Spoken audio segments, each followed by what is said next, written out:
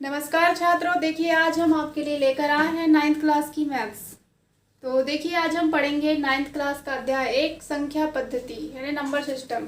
ठीक है, तो चैप्टर पढ़ने से पहले हमको संख्या पद्धति की जानकारी होना चाहिए। तो हम संख्या पद्धति में क्या क्या पढ़ेंगे, जान लेंगे कि प्राकृत संख्या क्या होती है, पूर्णांक संख्या क्या होती है, परिमेय अपरिमेय वास्तविक संख्या, इन सब के बारे में हम पहले पढ़ लेंगे। उसके बाद हम चैप्टर स्टार्ट करेंगे। तो देखिए प्राकृत संख्या, या पहले देखो अंक।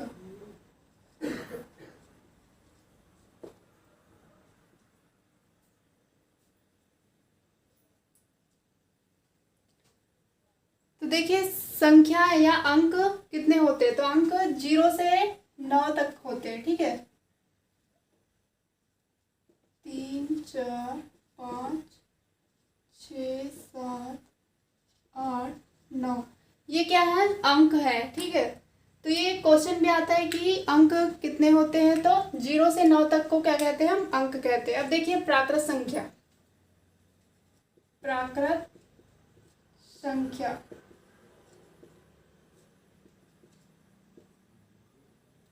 क्या होती है, प्राकृत संख्या गिनती की संख्या को हम प्राकृत संख्या कहते हैं। मतलब क्या होता है कि गिनती की संख्या यानी जो संख्या 1 से स्टार्ट होती है ना, 1 से प्रारंभ होने वाली संख्या को प्राकृत संख्या कहते हैं।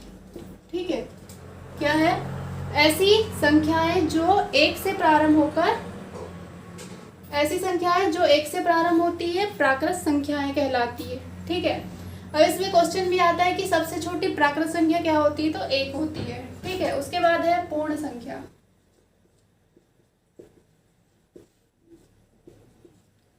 पूर्ण संख्या यानी प्राकृत संख्या में हम 0 लगा देंगे तो क्या हो जाएगी, पूर्ण संख्या हो जाती है। जैसे कि 0 1 2 3 4 5 अनंत तक। ठीक है, तो ऐसी संख्याएं जिसमें, या ऐसी प्राकृत संख्या है जिसमें 0 जोड़ दिया जाता है, वो क्या कहलाती है, पूर्ण संख्या कहलाती है। तो इसमें क्या हो जाता है, सबसे छोटी पूर्ण संख्या क्या है, तो 0 है, और सबसे बड़ी पूर्ण संख्या ज्ञात करना असंभव है। अब देखिए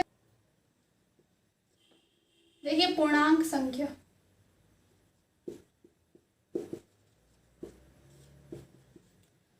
पूर्णांक संख्या हम किसको कहेंगे, ऐसी संख्या जो प्राकृत और पूर्ण दोनों से मिलकर बनी होती है, और जो धनात्मक और ऋणात्मक दोनों होती है, ऐसी संख्याओं को हम क्या कहते हैं, पूर्णांक संख्या कहते हैं। जैसे इसका उदाहरण है 0 1 2 3 4, इधर अनंत तक। फिर इधर है ऋणात्मक भी होती है, इसलिए -1 -2 -3 -4, ये इधर अनंत तक। तो ऐसी संख्याएं जो धनात्मक भी हो सकती है और ऋणात्मक भी होती है और शून्य अंक भी होती है। ठीक है, तो ऐसी संख्याओं को हम क्या बोलेंगे, पूर्णांक संख्या कहते हैं। अब देखिए सम संख्याएं क्या होती है, सम संख्या ऐसी संख्याएं जो 2 से पूर्णतः विभाजित हो जाती है, ऐसी संख्याओं को हम क्या कहते हैं, सम संख्या कहते हैं। ऐसी संख्याएं जो 2 से पूर्णतः विभाजित हो जाती है सम संख्या कहलाती है। जैसे 2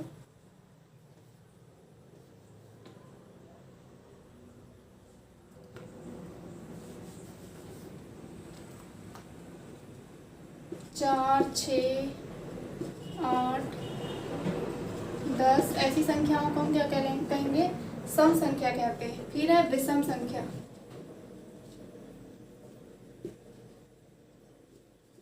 विषम संख्या हम किसको कहते हैं, ऐसी संख्याएं जो 2 से विभाजित नहीं होती है, ऐसी संख्याएं विषम संख्या कहलाती है। जैसे 1 3 5 7 9 11, इस तरह की संख्याओं को विषम संख्याएं कहते हैं।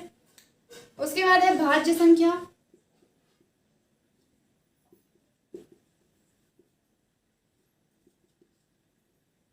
तो भाज्य संख्या ऐसी संख्याएं जो 2 से, या ऐसी संख्याएं जो 1 और स्वयं को छोड़कर अन्य सभी संख्याओं से क्या हो जाती है, विभाजित हो जाती है। ऐसी संख्याओं को हम भाज्य संख्या कहते हैं। यानी क्या है, एक और स्वयं को छोड़कर को या स्वयं के अलावा, एक और स्वयं के अलावा सभी संख्याओं से विभाजित हो जाती है।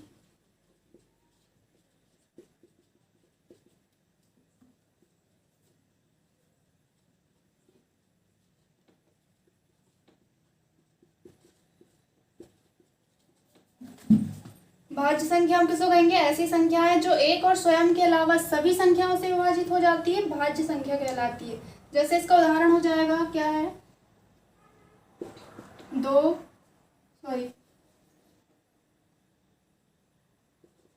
4, 6, 8, 10, 12 इस तरह की संख्याएं क्या कहलाएगी, भाज्य संख्याएं कहलाती हैं। अभाज्य संख्या हम किसको कहते हैं, ऐसी संख्याएं या एक से बड़ी ऐसी संख्याएं जो एक और स्वयं के अलावा अन्य किसी संख्या से विभाजित नहीं होती है। क्या है इसमें, एक से बड़ी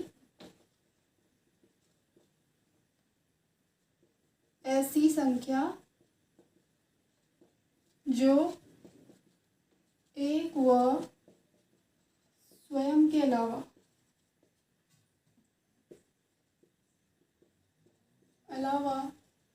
अन्य संख्या से विभाजित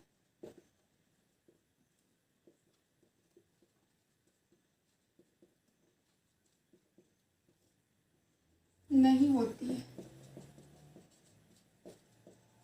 क्या कहलाती है, अभाज्य संख्या कहलाती है।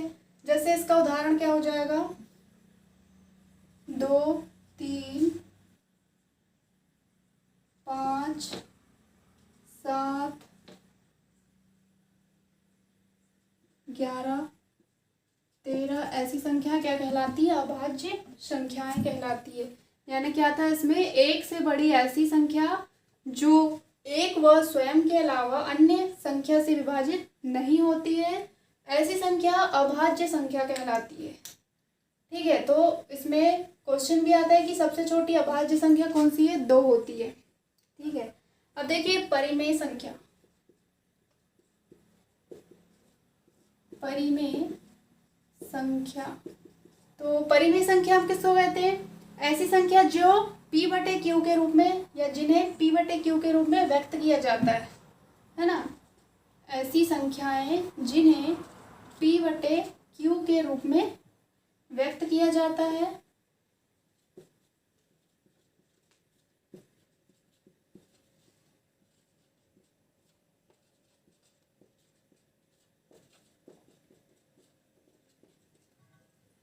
क्या कहलाती, परिमेय संख्या कहलाती। या हम इसको ऐसा ही बोल सकते हैं, ऐसी संख्याएं जो भिन्नात्मक होती है या जिसमें अंश और हर, जो अंश और हर से मिलकर बनी होती है, क्या कहलाती है, परिमेय संख्याएं कहलाती है।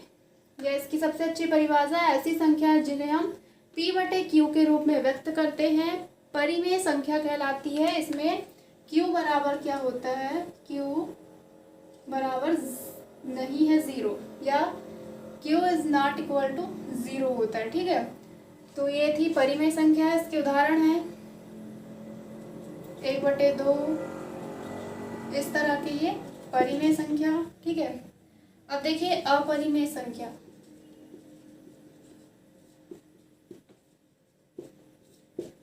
अपरिमेय संख्या हम किसको कहते हैं, ऐसी वास्तविक संख्या जो परिमेय संख्या के रूप में व्यक्त नहीं की जा सकती है, अपरिमेय संख्या कहलाती है। जैसे इसका उदाहरण है करणी 2, करणी 3, पाई इस तरह की संख्याएं अपरिमेय संख्याएं कहलाती है। तो देखिए छात्रों, ये थे अध्याय के बारे में, यानी कि संख्या पद्धति के बारे में संख्याएं थी जो इस चैप्टर में काम आने वाली हैं। अब देखिए हम पढ़ेंगे प्रश्नावली। ठीक है, तो इसके बाद है हम पढ़ेंगे प्रश्नावली 1.1। तो देखिए छात्रों, प्रश्नावली 1.1, प्रश्नावली 1.1 का पहला क्वेश्चन है क्या शून्य एक परिमेय संख्या है? क्या इसे आप p बटे q के रूप में लिख सकते हैं, जहां p व q पूर्णांक है और q is not equal to 0। तो क्या बोल रहा है क्वेश्चन कि क्या शून्य एक परिमेय संख्या है? तो शून्य एक परिमेय संख्या है कि नहीं है? तो शून्य एक परिमेय संख्या है, क्योंकि इसे देखिए, इसमें पहले तो क्या आ जाएगा, हाँ शून्य एक परिमेय संख्या है। हाँ शून्य एक परिमेय संख्या है। फिर बोल रहा है कि क्या इसे आप p बटे q के रूप में लिख सकते, क्योंकि हम इसे p बटे q के रूप में लिख सकते हैं। देखिए, हाँ शून्य एक परिमेय संख्या है, क्योंकि इसे 0/1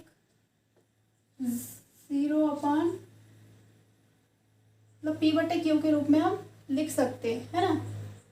तो ऐसा p बटे q या 0/1 के रूप में लिख सकते हैं।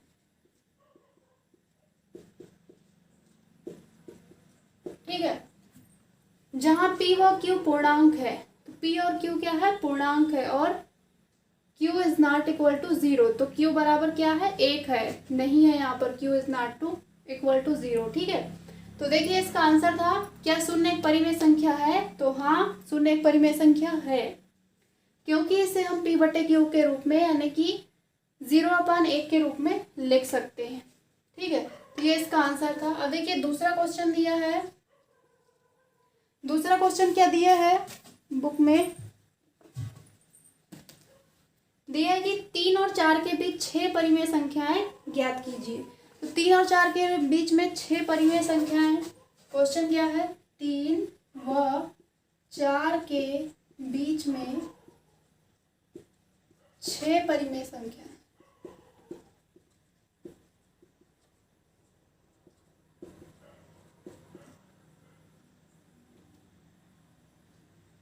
परिमेय संख्याएं ज्ञात कीजिए।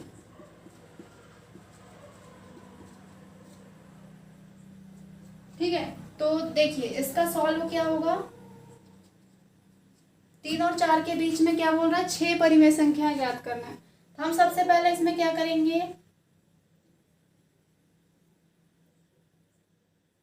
3 व 4 है ना, इसके बीच में हमको क्या करना है, 6 परिमेय संख्या ज्ञात करना है। बीच में 6 परिमेय संख्याएं,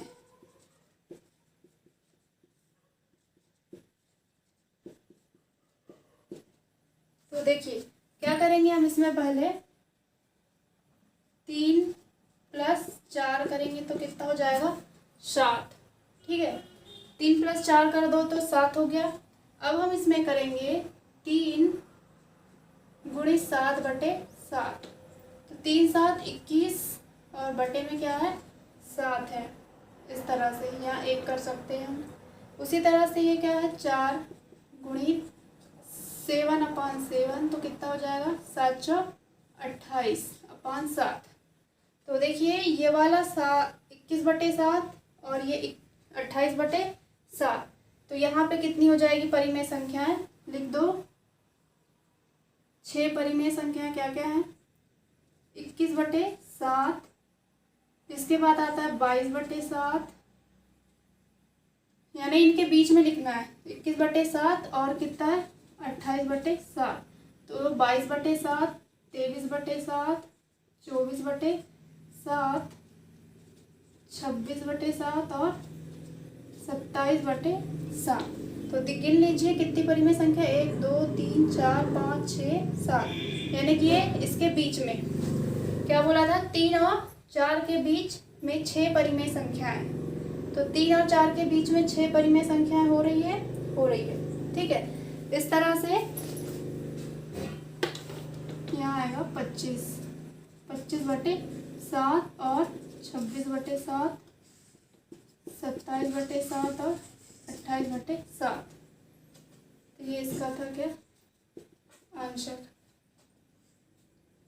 तो ये 21/7 और 28/7 के बीच में 6 परिमेय संख्याएं।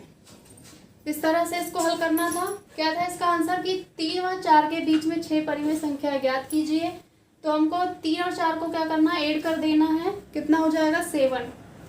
फिर क्या करना है, दोनों परिमेय संख्या यानी कि 3 में 7 का नीचे ऊपर गुणा कर देना है। उसके बाद में 4 में भी वैसे ही करना है और इनके बीच की क्या लिखना है, 6 परिमेय संख्या लिखना है। क्वेश्चन क्या है, तीसरा क्वेश्चन, 3/5 व 4/5 के बीच 5 परिमेय संख्याएं ज्ञात कीजिए। तो देखिए क्या क्या है, 3/5 व 4/5, इन दोनों के बीच हमको 5 परिमेय संख्याएं ज्ञात करना है। क्या करेंगे हम, पहली संख्या क्या है, 3/5 है। इसमें हम क्या कर देंगे, नीचे ऊपर 10 का गुणा करेंगे। कितना हो जाएगा, 10 दिया 30/10 पाना 50। ठीक है, तो ये कितना हो गया, 30/5। अब देखिए दूसरी क्या है, 4/5 में भी नीचे ऊपर 10 का गुणा करेंगे। तो 10 चौक 40/50। ठीक है, तो क्या क्या था, 30/50 और 40/50 है। ठीक है, अब इसके बीच में हमको 5 परिमेय संख्या ज्ञात करना है। तो इसके बीच में 5 परिमेय संख्या कौन सी हो सकती है, 30 के बाद क्या आता है, 31/50, 32/50, 33/50, 34/50। इन दोनों को मिटा देना है क्योंकि हमको इनके बीच की लिखना है। तो 35/50, ये क्या थी, हमारी 5 परिमेय संख्याएं। ठीक है, इसको हम इस सूत्र से भी ज्ञात कर सकते हैं, ये शॉर्ट विधि थी। इसका एक सूत्र होता है परिमेय संख्याएं हल करने का, a + b/2।